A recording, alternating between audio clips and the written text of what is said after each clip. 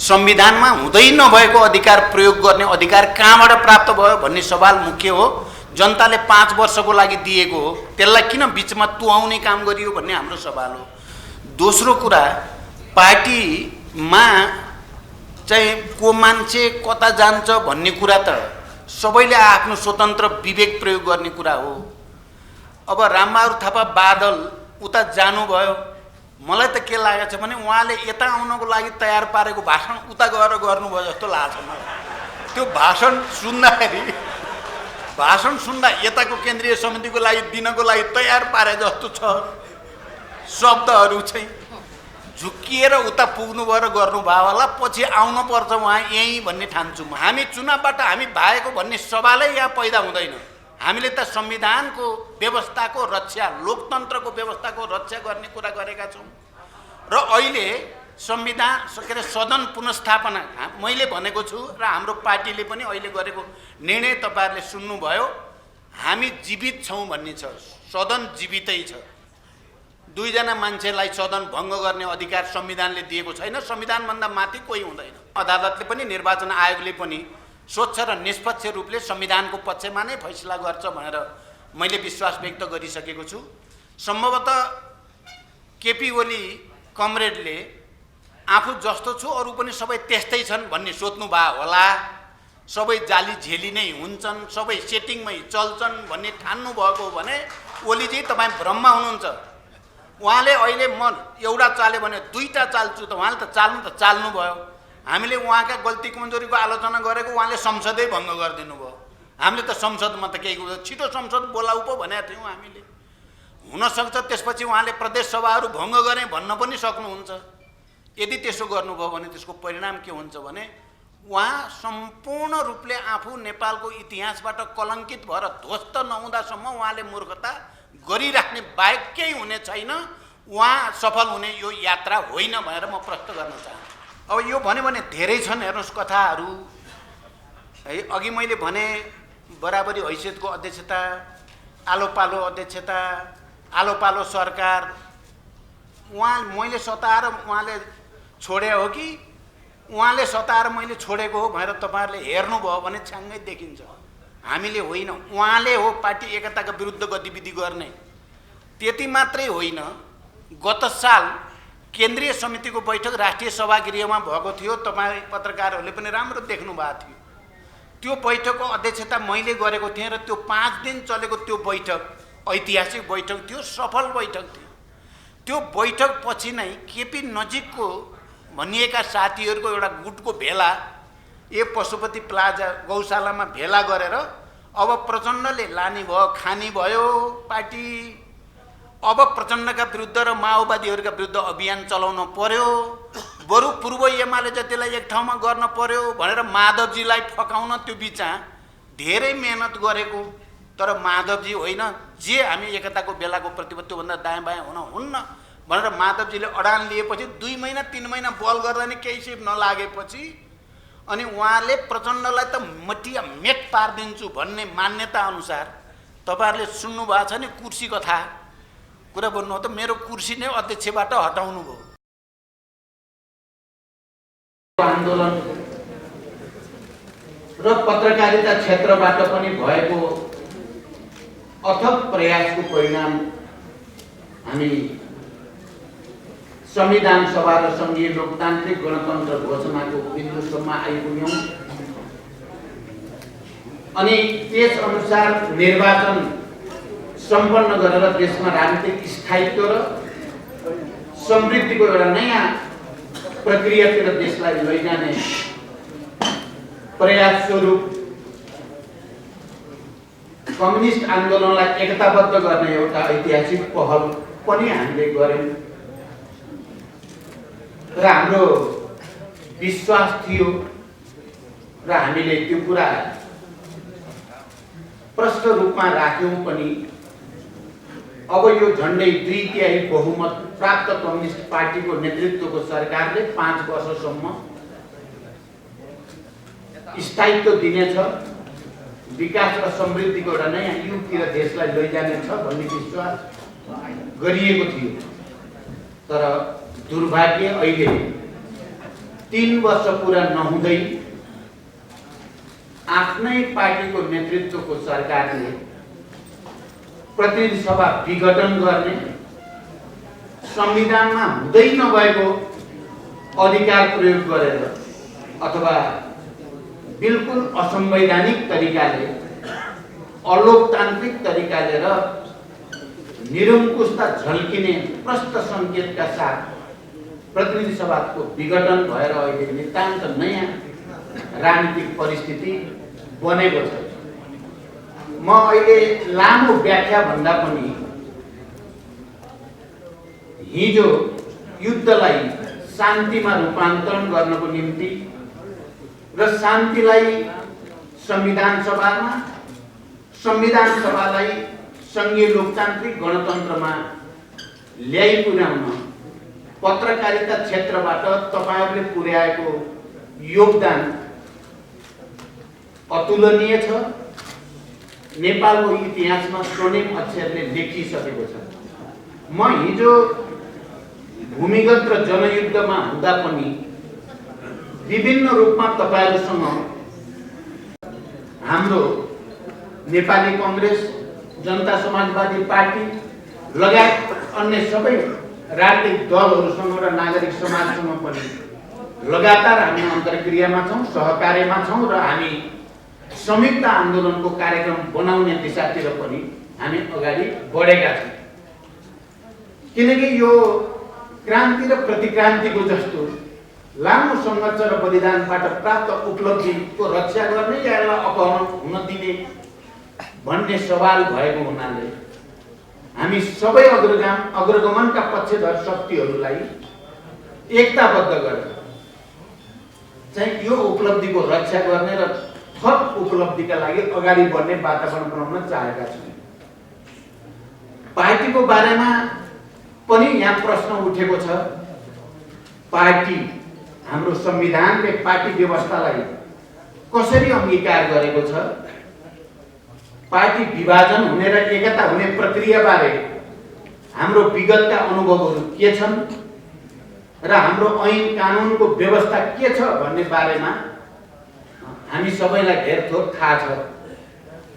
र पार्टी हामीले 2075 साल जेठ 3 गते पार्टी एकताको घोषणा गर्दा तपाई पत्रकार साथीहरूलाई पनि थाहा छ, हामीले 441 जनाको केन्द्रीय समिति बनाएका थियौं र त्यो 441 जना केन्द्रीय समितिका सदस्यहरूको हस्ताक्षर सहितको नामावली र अन्य आवश्यक नागरिकता सहितका प्रमाणपत्रहरू निर्वाचन आयोगमा त्यतिबेलै दर्ता गरिएका थिए, संलग्न गरिएका थिए र त्यो 441 मध्ये अस्ति हामी केन्द्रीय समितिको बैठक सुरु गर्दा यो बैठकमा झन्डै 315 जनाको समर्थन र उपस्थिति प्रष्ट देखा पर्यो र आज निर्वाचनमा आयोगमा गएर हामीले हस्ताक्षर बुझाउँदा केही कमरेहरू घर जिल्लाहरूतिर गइसकेको अरु कारणहरूले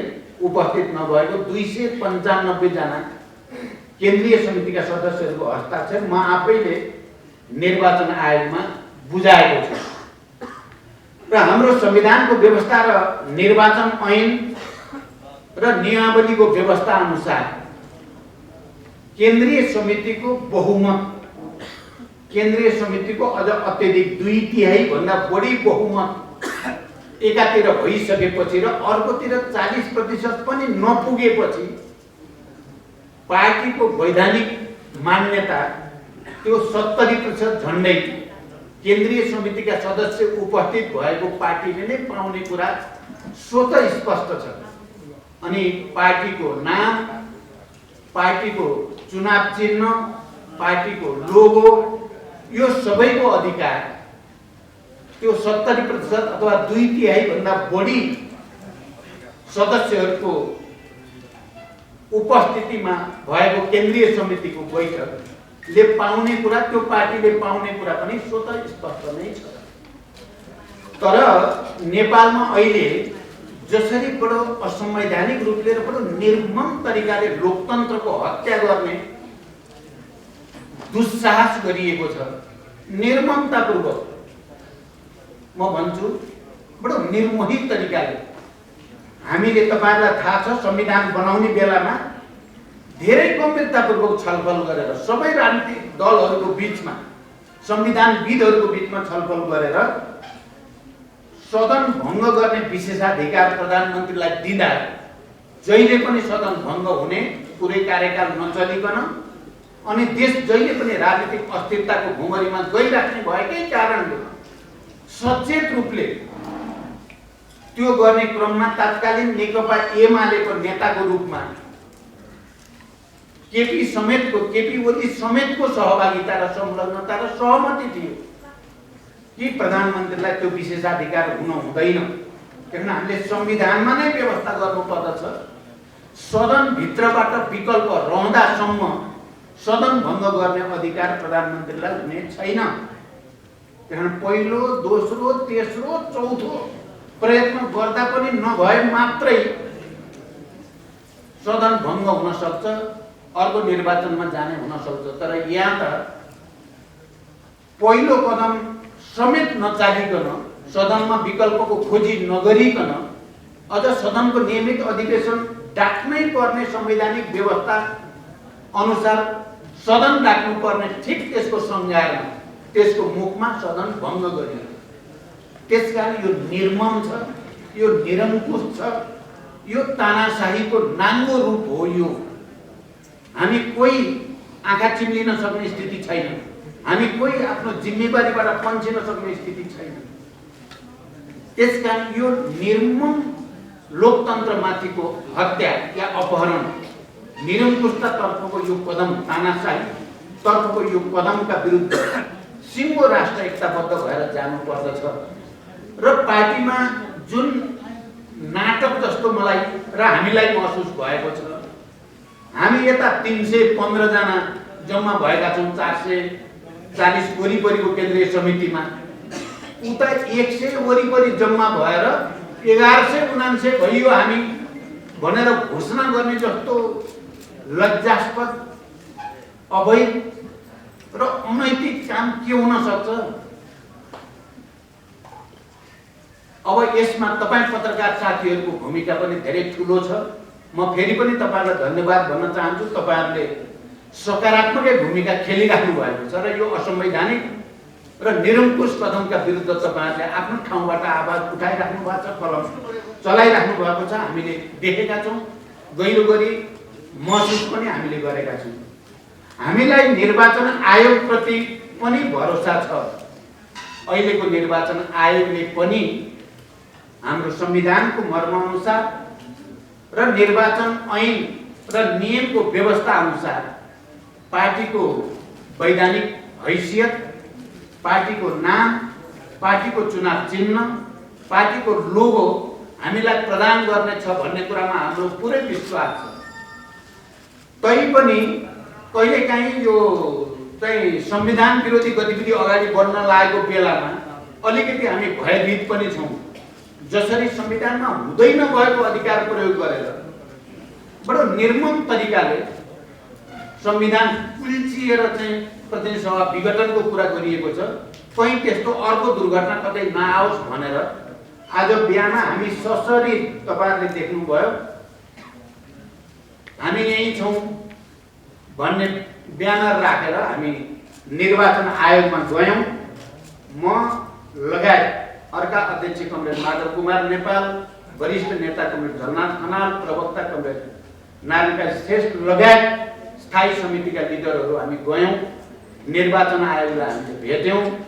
प्रमुख आयुक्त र आयुक्तहरूसँग हामी यही छौँ भन्ने ब्यानर सहित खडा भएर हामीले यिनै कुराहरू राख्यौँ। हाम्रो स्थिति यो छ र मैले त्यहाँ भने यदि निर्वाचन आयोगले जरुरी ठान्छ भने हामी 300 जनाको लाई यही बोलाइयोस्। हामी नागरिकताको प्रमाणपत्र सहित, हामी त्यति बेलाको हस्ताक्षर सहित 441 केन्द्रीय समिति हुन बेलाको हस्ताक्षर सहित हामी उपस्थित भएर देखाउँछौँ। यो भन्दा ठुलो प्रमाण त अरु के हुन सक्छ? पार्टीको वैधानिकता सम्बन्धी, पार्टीको चुनाव चिन्ह र लोगो सम्बन्धी, नाम सम्बन्धी त्यो भन्दा ठुलो प्रमाण पत्र अरु के हुन सक्छ भनेर भन्यौं। र निर्वाचन आयोगले हामीलाई विश्वास दिलाएको स्थिति छ कि हामी संविधान र ऐनको व्यवस्था अनुसार निष्पक्ष रूपले नै हामीले गर्छौँ भनेको स्थिति छ। यो घडीमा हामीले यो पत्रकार सम्मेलन गरिराख्नुको तात्पर्य के छ भने संघीय लोकतान्त्रिक गणतन्त्रको रक्षाको निम्ति देशमा शान्ति स्थिरता बनाइराख्ने र विकासलाई गति दिने उद्देश्यको निम्ति जसरी विगतका ऐतिहासिक क्षण र मोडहरूमा तपाईहरुले निकै ठुलो जोखिम र चुनौती मोलेर देश र जनतालाई सेवा गर्नुभएको छ, यो पटक पनि संघीय लोकतान्त्रिक गणतन्त्रको रक्षाको निम्ति र नेपाली जनताको अपेक्षा अनुसार स्थिरता र विकासको नयाँ आधार निर्माण गर्नको निम्ति निरङ्कुशताको यो कदम, तानाशाहीतिरको यो कदम, प्रतिगमनतिरको यो कदमका विरुद्ध एकजुट हुन हामीले अपिल गर्न चाहेका छौँ। मलाई लाग्छ तपाईहरुले यसको मर्मलाई बुझ्नु भएको छ। मैले त अझ पार्टी एकता गराउन पनि पहिलो प्रस्तावक म नै थिएँ। कमरेड केपी ओली भन्दा पहिला मैले प्रस्ताव लिएर गएको थिएँ देशमा राजनीतिक स्थायित्वको निम्ति र विकास र समृद्धिको निम्ति, समाजवादको आधार निर्माणको निम्ति। अब हामी शान्तिपूर्ण र बहुदलीय प्रतिस्पर्धा मार्फत समाजवादको दिशातिर जाने उद्देश्य भएका पार्टीहरू एकै ठाउँमा हुनुपर्छ भनेर प्रस्ताव गरेको हुनुको नाताले पछि कदम कदममा उहाँले अलि एकाधिकार लगाउन खोज्दै पनि मैले पार्टी एकताको रक्षाको निम्ति आफूले समान हैसियतको अध्यक्षमा 2 नम्बर भए पनि मैले पालो पालो अध्यक्षताको ठाउँमा संयुक्त भए पनि हुँदा पालो पालो सरकारको नेतृत्व गर्ने सहमतिको ठाउँमा पनि पार्टी एकता र देशमा स्थायित्वको निम्ति यदि मैले पार्टीको कार्यकारी अध्यक्षको हैसियतमा काम गर्न पाउने हो भने 5 वर्ष सरकार छोड्दा पनि मैले सुख नपाएको, यो भित्र धेरै पीडा र कथा छन्, त्यतातिर त म अहिले जान चाहन्न। र अन्तिम म के भन्न चाहन्छु भने जुन दिन उहाँ प्रतिनिधि सभा विघटन गर्ने एउटा निरङ्कुश कदम चाल्ने ठाउँमा पुग्नु भएको सूचना मैले बिहान 5:30 बजे प्राप्त गरेँ। आज उहाँ प्रतिनिधि सभा विघटन गर्ने तयारी गर्दै हुनुहुन्छ भन्ने थाहा पाएपछि मैले अन्य वरिष्ठ नेता कमरेडहरू, महासचिव लगायत अनि केपी ओलीसँग पनि, प्रधानमन्त्री केपी ओलीसँग कुरा गरेँ। तपाईँ आज एक्सट्रिम डिसिजन लिन खोज्दै हुनुहुन्छ अरे, मसँग 2टा विकल्प छन्, पार्टी एकता पनि बचाउने र प्रतिनिधि सभालाई पनि सुचारू ढङ्गले अगाडि बढाउने विकल्प मैले 2टा रातभरि सोचेको छु। तपाईँ डिसिजनमा नपुग्नुहोस्। हामीले कम ठुलो पहल कदमीबाट, कम मेहनतबाट हजारौं लाखौं कार्यकर्ता र करोडौं जनताको चाहना अनुसार पार्टी एकता गरेको हो। अहिले सजिलै तपाईँ एक्सट्रिम डिसिजनमा नपुग्नुहोस् भने मैले उहाँले हुन्छ भन्नुभयो र मैले भने त्यसो भए खाना खाएर 11 बजे म आउँछु, तपाईँ र म पहिला 1-8 घण्टा कुरा गरेपछि मात्रै अनि के गर्नुपर्छ गर्नु होला भने मैले, र उहाँले मलाई सहमति दिनुभयो। मैले त्यही अनुसार साथीहरूसँग कुरा गर्दै थिएँ र त्यति बेला केपीजीसँगै अहिले नजिक हुनुभएको कमरेड शङ्कर पोखरेल मसँगै हुनुहुन्थ्यो, हामी सँगै थियौँ कोमलतामा। तर एकछिन पछि खबर आयो उहाँले त 9:45 मा आकस्मिक रूपले क्याबिनेट बोलाउनु भयो भन्ने खबर आयो र मैले 11 बजे भनेको त उहाँका विरुद्ध अविश्वास प्रस्ताव 10 बजे दर्ता गरेर प्रचण्ड 11 बजे आउन खोजेको भन्ने इल्युजन भनौँ न, भ्रम बनाइयो त त्यहाँ वातावरण।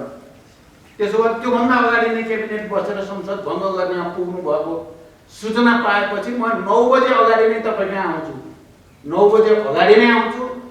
क्याबिनेट भङ्ग हुनुभन्दा अगाडि तपाईँ र म कम्तीमा आधी घण्टा कुरा गरेपछि मात्रै डिसिजन लिनु होला, किनकि मैले 2टा विकल्प फेरि स्वयं पहिला संविधान सभाका अध्यक्ष, सभामुख, सुभाष नेमाङजीसँग मैले कुरा गरेको थिएँ, शङ्कर पोखरेलसँग कुरा गरेको थिएँ। हामी वरिष्ठ नेताहरूको बिचमा पनि र सचिवालय कर्मचारीसँग पनि मेरो कुरा भइराखेको थियो र मैले केही विकल्प सम्भावना छन् भनेर मैले भनेको थिएँ। र त्यसपछि उहाँले भन्नुभयो ल 9 बजे अगाडि आउनुहुन्छ भने ठिकै छ भन्नुभयो, फेरि पनि हुन्छ भन्नुभयो उहाँले। र म 9 बज्नुभन्दा 10 मिनट अगाडि नै पुगेँ, तर उहाँ 9:45 मा नै चाहिँ क्याबिनेटमा गइहाल्नु भएछ। म पुग्नुभन्दा 5 मिनट अगाडि नै 10 बज्नुभन्दा सरी है 9:45 थियो मैले अघि भनेको थिएँ। उहाँ त म पुग्नुभन्दा 5 मिनट अगाडि क्याबिनेटमा जानु भएछ। अनि मलाई त आश्चर्य लाग्यो। अब मलाई चाहिँ क्याबिनेटभन्दा अगाडि भेट्ने सहमति दिएर म पुग्नुभन्दा अगाडि नै क्याबिनेटमा जाँदा मलाई चिसो पस्यो। उहाँ त दुर्घटनै गर्नु त गइहाल्नु भएछ क्यारे भनेर। अनि म माथि गएँ, त्यहाँ सुभाष नेमाङ हुनुहुन्थ्यो, शङ्कर पोखरेल हुनुहुन्थ्यो। मैले सुभाष नेमाङलाई सोधेँ किन चाहिँ उहाँ त गइहाल्नु भएछ, फेरि मैले भेट्ने भन्ने कुरा थियो भने होइन, उहाँ त त्यो अस्तिको के अरे संवैधानिक परिषद सम्बन्धी जो अध्यादेश हो त्यो चाहिँ फिर्ता लिने प्रक्रिया सुरु गरेर आउँछु भन्नुभयो मलाई त। भन्दाखेरि चाहिँ अलिकति राहत जस्तो मैले महसुस गरेँ। ए अध्यादेश फिर्ता लिन जानुभएको हो भनेर ठिकै बस्यो कुरा। 5 मिनटमा आउनुहुन्छ भनेपछि अध्यादेश फिर्ता लिइहाल्ने, अरू चाहिँ मसँग कुरा गरेपछि मात्रै सोध्नु भएछ क्यारे भनेर। अनि सुभाष नेमाङ र म एकछिन चिया पिएर बस्दै थियौँ। आउनु त 5-7 मिनटमा आउनुभयो, तर आउनु अगाडि नै मलाई मेसेज आयो कि उहाँले संसद विघटनको प्रस्ताव गरि नै सक्नु। पत्रकार साथीहरू, हामी इतिहासको यो मोडमा हामी सबैले बडो जिम्मेवारीका साथ, इमान्दारिताका साथ आफ्नो भूमिका निर्वाह गर्नुपर्दछ। यो जाली झेली तरिका, अपनाएर प्रतिसभा विघटन गर्ने तरिका र पार्टी विभाजनतिर जाने तरिका जो गरिएको छ, नेपालको इतिहासमा एउटा ऐतिहासिक कलङ्कको रूपमा यो स्थापित भएको हामीले महसुस गरेका छौँ। त्यो दिन जुन दिन विघटनको प्रस्ताव गरियो, घोषणा गरियो, वास्तवमा त्यो नेपालको इतिहासको एउटा कालो दिनको रूपमा रहेको छ। हजारौँ हजारको चाहिँ त्याग र बलिदानबाट प्राप्त भएको लोकतन्त्र, सङ्घीय लोकतान्त्रिक गणतन्त्र र संविधानमाथि क्रूर प्रहार गरिएको छ। त्यसकारण हामीले हिजो केन्द्रीय समितिको बैठकले हामी जुनसुकै स्तरको आन्दोलन गरेर पनि हामी शान्तिपूर्ण ढङ्गले नै एकताबद्ध रूपमा सशक्त आन्दोलनको माध्यमबाट यो निरङ्कुश कदमलाई पराजित गरी छाड्ने सङ्कल्प हामीले लिएका छौँ। र मलाई विश्वास छ तपाईँ पत्रकार साथीहरूले पनि यो निरङ्कुश कदमलाई असफल पार्नको लागि आफ्नो ठाउँबाट आफ्नो एउटा ऐतिहासिक जिम्मेवारी सम्झेर भूमिका खेल्नुहुनेछ भन्ने म विश्वास व्यक्त गर्न चाहन्छु। अब पत्रकार साथीहरूको केही प्रश्न भए प्रश्न उत्तरतिर जाउँ।